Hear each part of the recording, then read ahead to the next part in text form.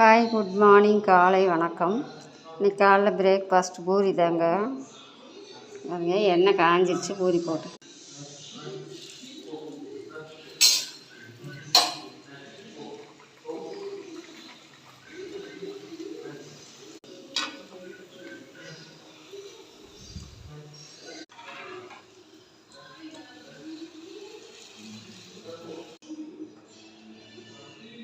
பூரி எவ்வளோ புதுசு புதுசுன்னு வந்திருக்கு பாருங்கள். புதுசு புதுசுன்னு பூரிக்கு தேங்காய் சட்னி தாங்க அரைச்சி தழிச்சிருக்கேன்.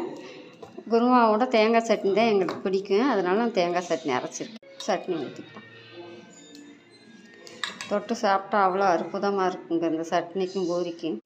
காலைல பிரேக்ஃபாஸ்ட் அவ்வளோதாங்க. புதுசு புதுசுன்னு பூரி தேங்காய் சட்னி.